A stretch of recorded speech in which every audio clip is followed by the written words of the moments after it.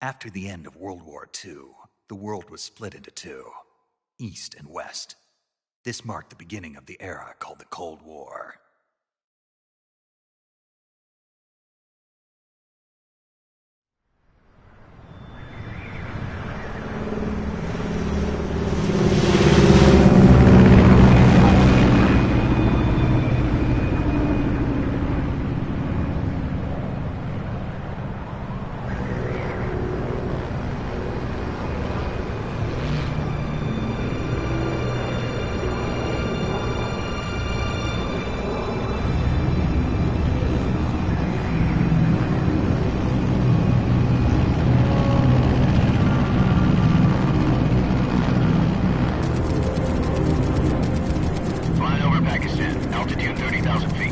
Approaching Soviet airspace. 20 minutes to drop off. Commencing internal depressurization. Equipment check. Arm main parachute. All right. You ready to go? Drop zone still showing a high pressure mass. Cav okay. Good. We've got high visibility.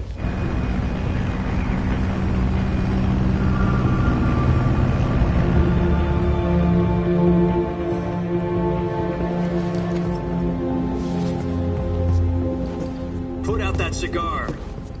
Connecting oxygen hose to interior connector. Put on your mask.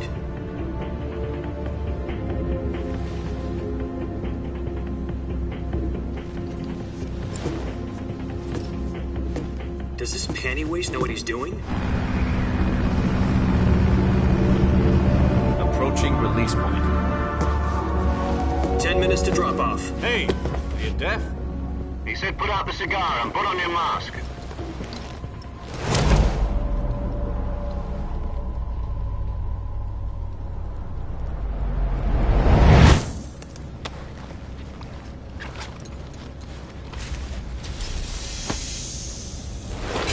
Depressurization complete. Checking oxygen supply. 6 minutes to drop off. Opening rear hatch.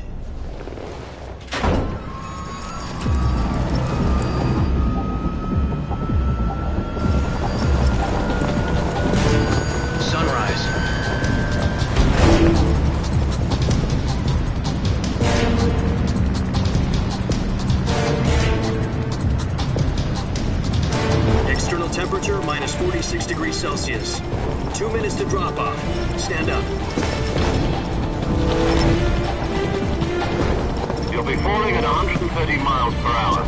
Try not to get frostbite from the wind chill. 1 minute to drop off. Move to the rear. Activate the yellow bottle. This is one for the history books. The world's first halo jump. 10 seconds to drop off. Stand by. Status okay, all green. Prepare for drop-off. Countdown. 5, 4, 3, 2, 1. Spread your wings And fly. God be with you.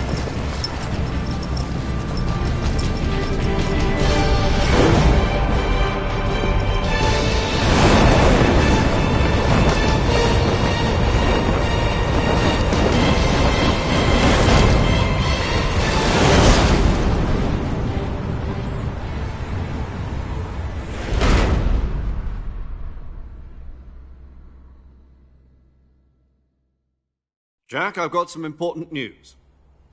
The head of the CIA has finally given us the green light for the virtuous mission. Virtual mission? No, the virtuous mission.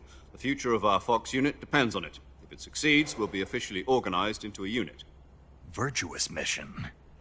Sounds like some kind of initiation ritual. You know, don't get cocky. This isn't a training op. Right. So what exactly is this wonderful mission? Well, about 2 years ago, a certain Soviet scientist requested asylum in the West through one of our moles. His name is Nikolai Stepanovich Sokolov. He's head of the OKB 754 Design Bureau, one of the Soviets' top-secret weapon research facilities, and the East's foremost expert on weapons development. Sokolov? Isn't he that famous rocket scientist? The very same.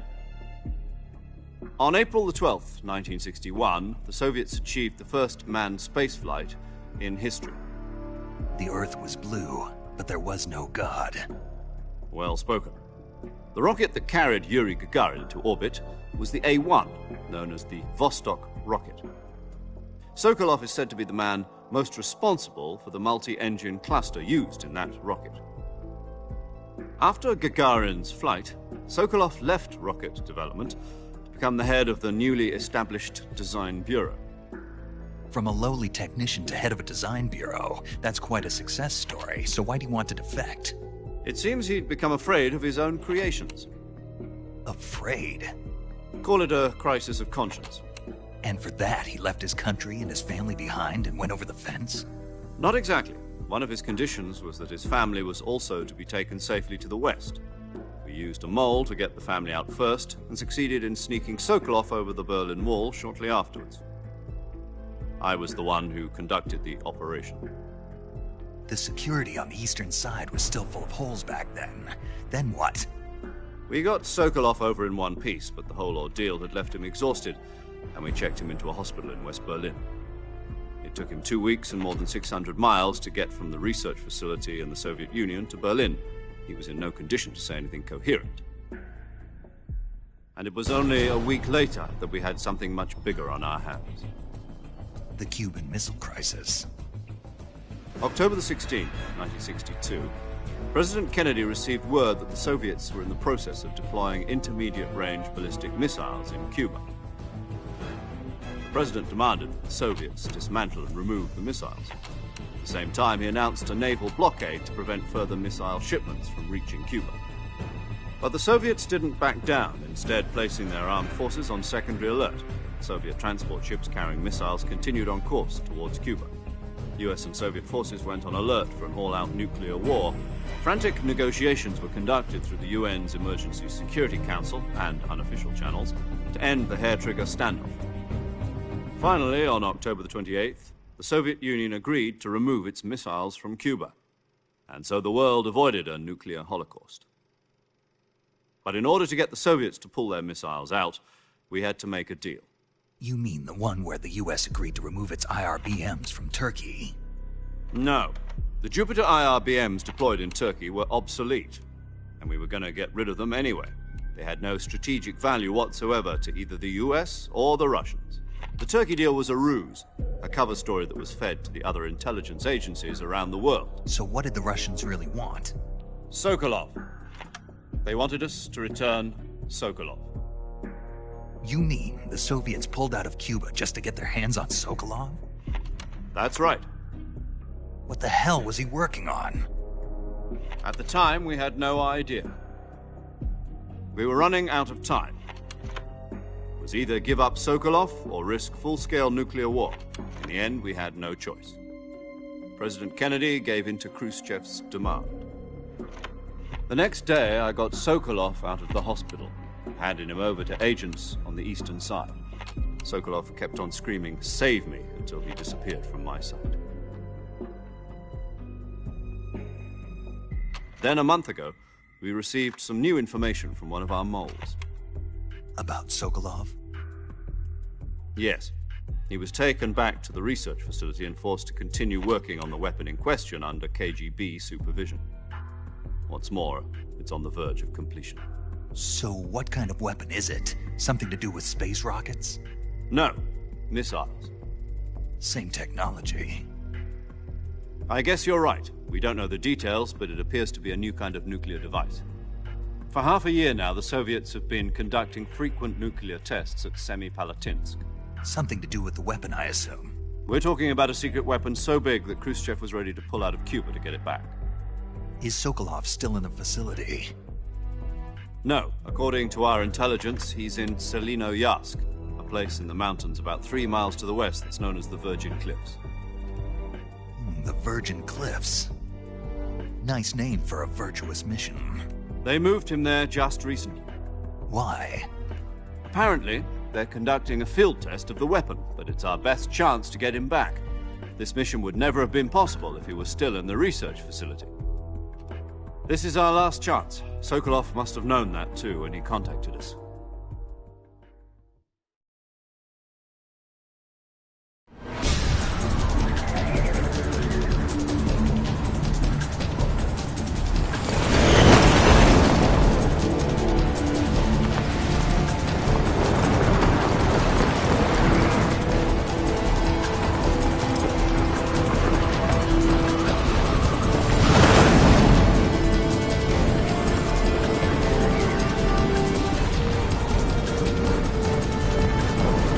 listen up, Jack.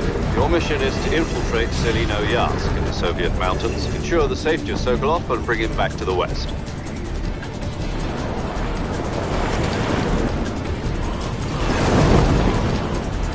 If we don't get Sokolov back before that weapon is complete, we'll be facing a major crisis. The clock is ticking.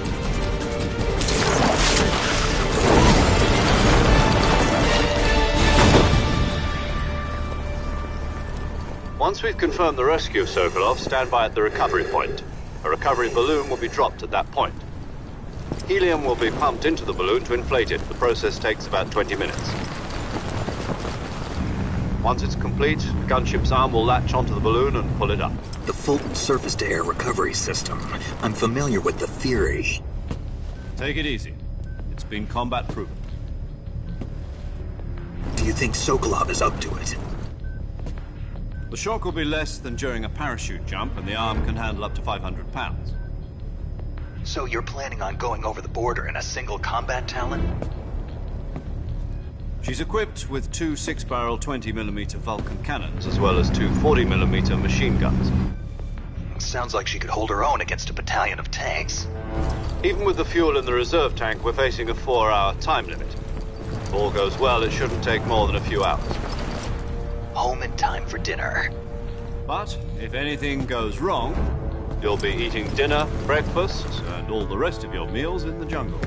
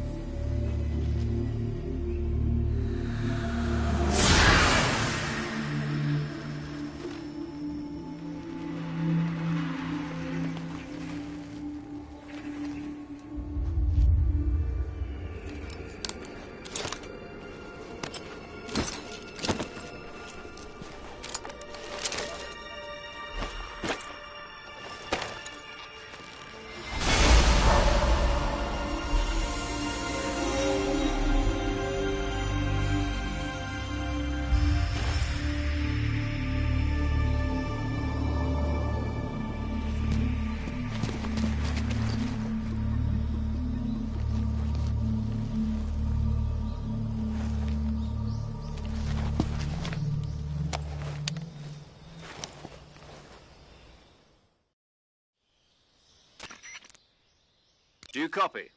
You're already in enemy territory, and somebody might be listening in. From here on out, we'll be using code names to refer to each other. Your code name for this mission will be Naked Snake. I'll be referring to you as Snake from now on. You're not to mention your real name. Snake? What, you don't like snakes? What do you mean? Well, you've eaten one before, haven't you? In survival training. I'm glad to hear that. I don't know if I'd ever order one in a restaurant, but... Be careful, you might not have a choice. What about you, Major? What should I call you? Let's see. I'll be Tom. Call me Major Tom. This will be a sneaking mission. You must not be seen by the enemy. You must leave no trace of your presence. Is that clear? This kind of infiltration is the Fox unit's speciality. In other words, weapons and equipment are procured on site. That goes for food as well. You're completely naked, just as your name implies. Great. Now I see why you asked me if I like snakes. I suppose calling me Snake was your idea of a joke, too. No. There's a good reason for that. I'll tell you later when the time is right. Gotcha. Getting back to the subject, how exactly am I supposed to feed myself? You've been issued a knife and a tranquilizer gun. Use them to hunt for food. You'll also find some medical supplies in your backpack. Yeah, about the backpack. I lost it in a tree on the way down. I see. Well, you'd better go back and get it then. You know where it is? No problem. I can see it from here. It's stuck on a branch. To climb a tree, stand in front of a tree that's covered in ivy and press the action button. I'll be monitoring your progress over the radio. We can't risk violating Soviet airspace, but I'll be in the gunship. My frequency is 140.85. I'll give you a call if I need to talk to you. If you need to talk to me, use the send function. Okay, Snake, go get your backpack.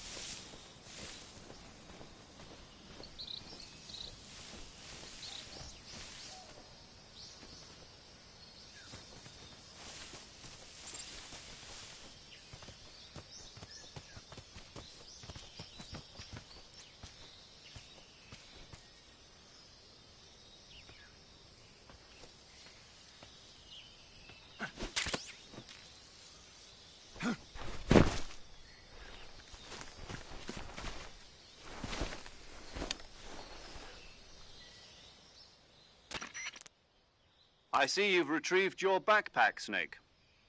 To equip a weapon, it's necessary to take it out of your backpack.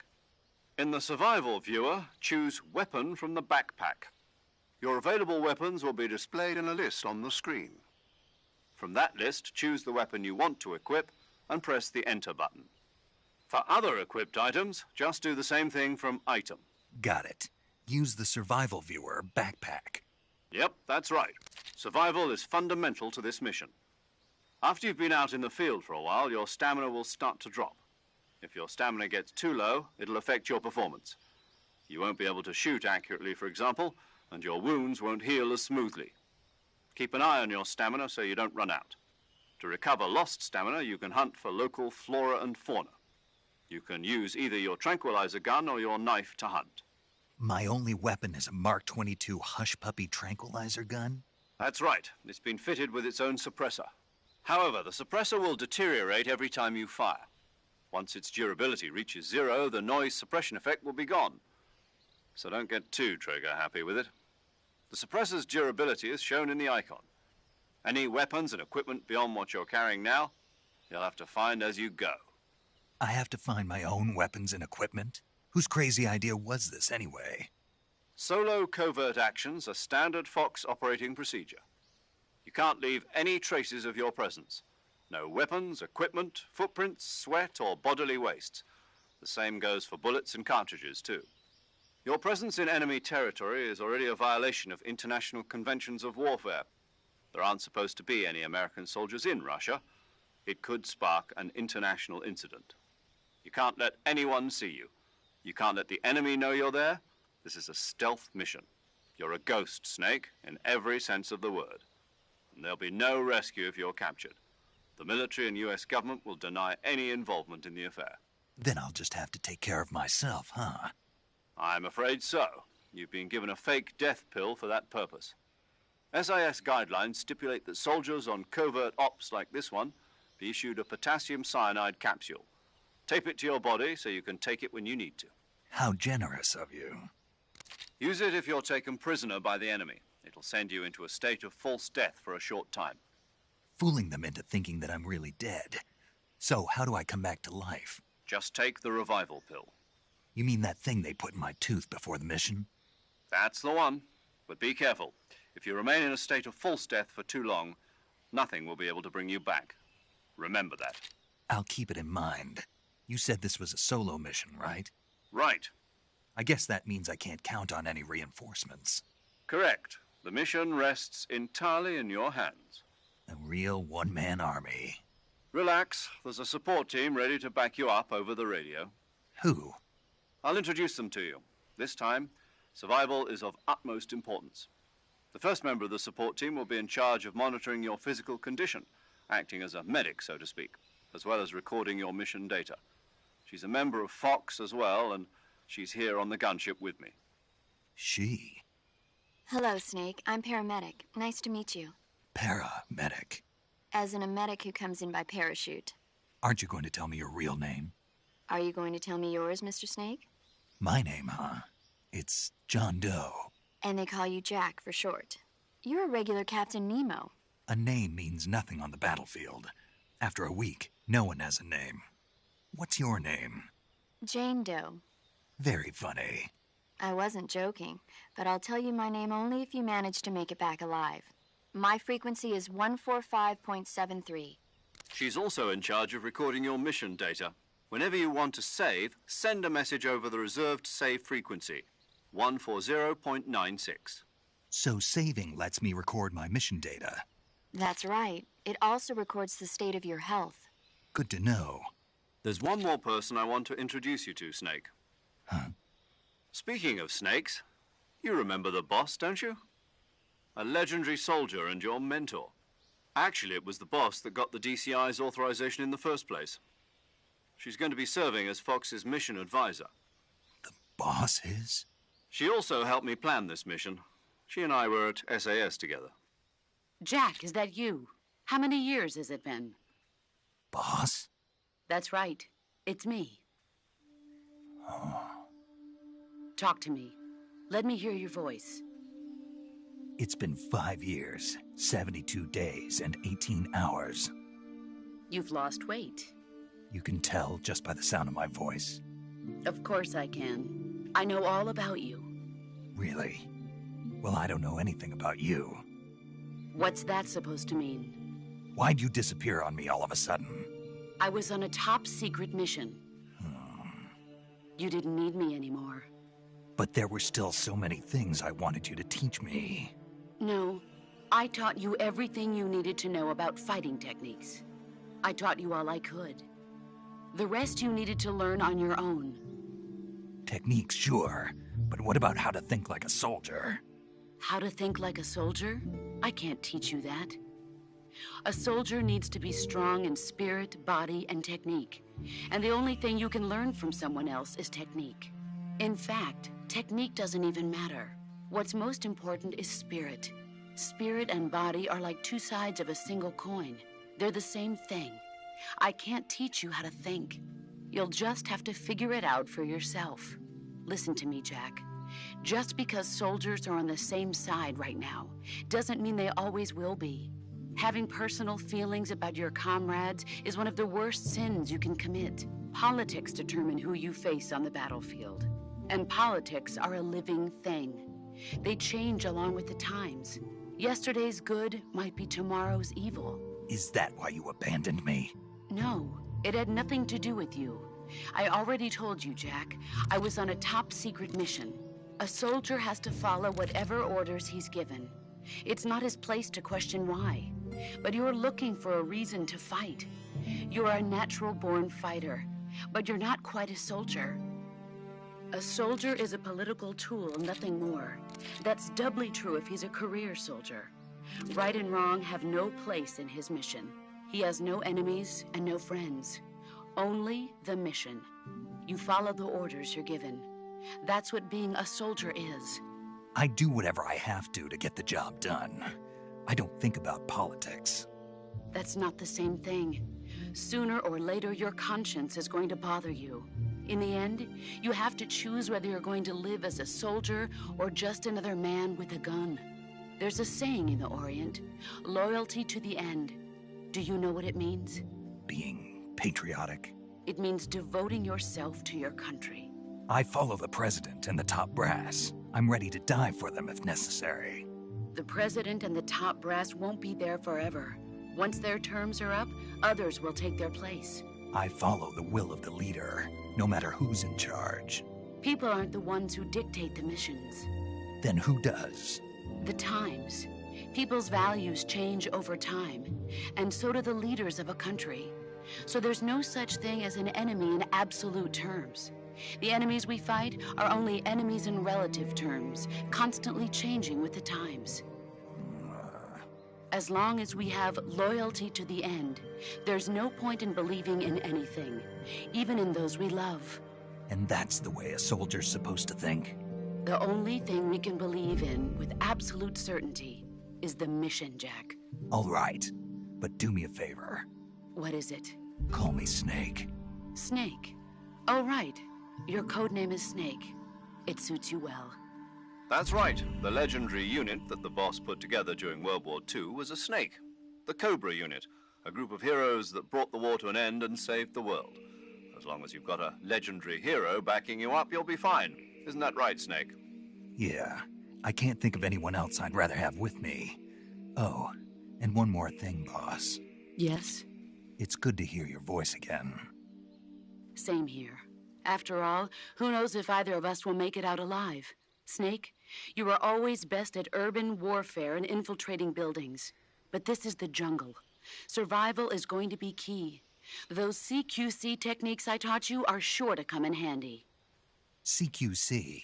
Close quarters combat, huh? I've been in the Green Berets for the past few years. I'm probably pretty rusty. Not to worry. I'll be here to help you remember. After all, this is your first actual survival mission. I'll be supporting you over the radio.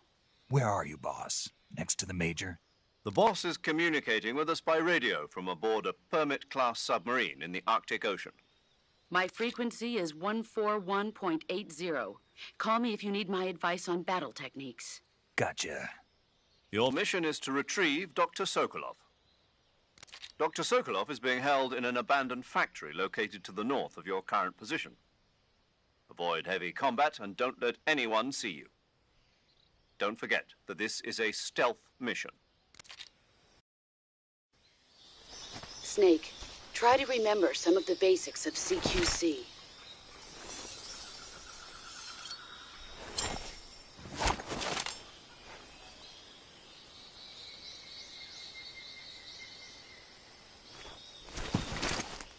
Commencing virtuous mission now.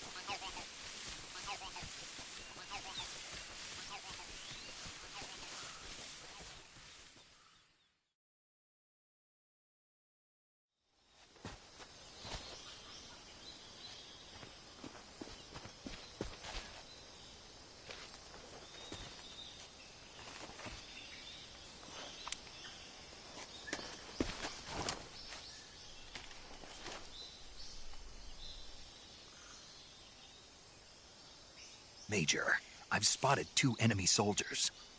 They're probably KGB troops sent to guard Sokolov. AK-47s and grenades.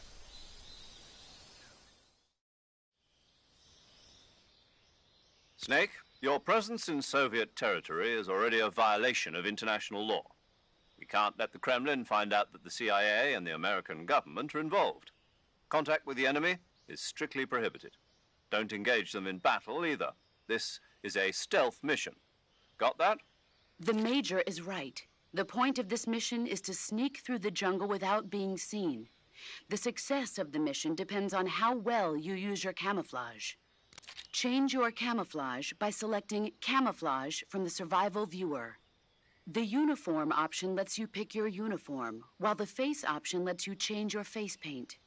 Choosing camouflage that blends in with your surroundings will help you conceal yourself more effectively. Also, don't forget that anything that moves will stand out in the jungle.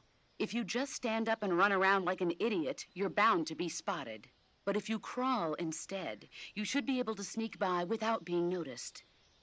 You can see how effective your camouflage is by looking at the Camo Index. The Camo Index shows how well your current camouflage blends in with the surrounding area. The higher the value, the harder you are to spot, and vice versa. The key is to make yourself one with nature. Keep that in mind as you go along, okay?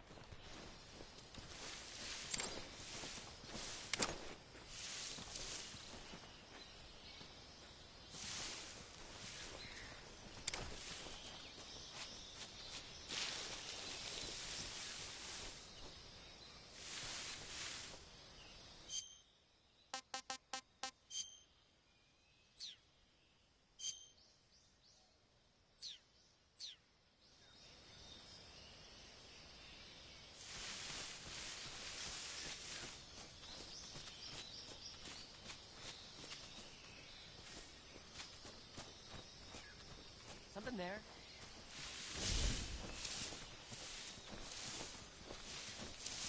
I must be seeing things.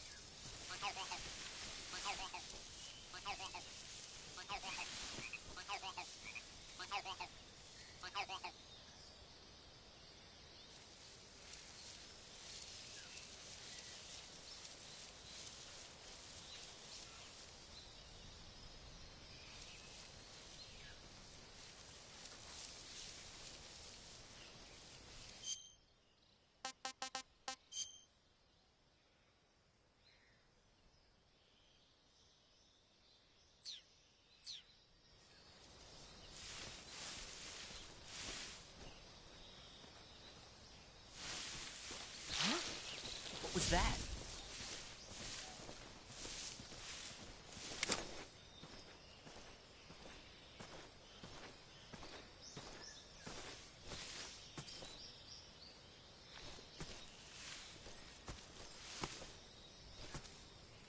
Nothing here.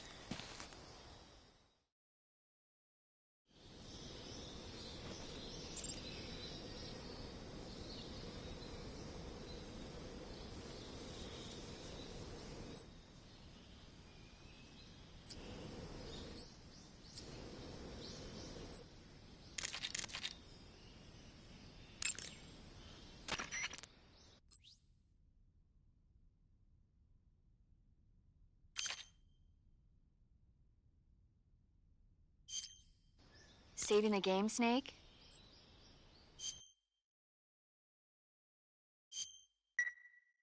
Hey, Snake, you ever heard of Godzilla, King of Monsters? No, what is it? It's a movie. You haven't seen it? Nope. It's about this monster called Godzilla, who grows to an enormous size in a nuclear test and goes on a rampage in Tokyo. Nuclear test, huh? Then the Marshall Islands must be crawling with giant monsters right about now. It's just make-believe. Maybe that's why my pants have been so tight lately. Snake, it's a movie, not a report out of Los Alamos. I know. So then what happened? Godzilla is immune to all weapons, and humanity has no way to stop the monster. Dr. Shirazawa develops a new type of weapon, but meanwhile Godzilla is getting closer and closer to Tokyo, obliterating everything in his path. It was originally a Japanese movie, but they made an American version too. I recommend seeing the original Japanese one if you ever get the chance. It's mostly mindless fun, but it's also got a serious anti-nuke message as well. Where can I see the original? You'll just have to go to Japan. Really? That's too bad. If you wait 40 years, you might be able to see it in America too. It might even win awards all across the globe in 60 years. Why's that? 2024 will be Godzilla's 70th birthday.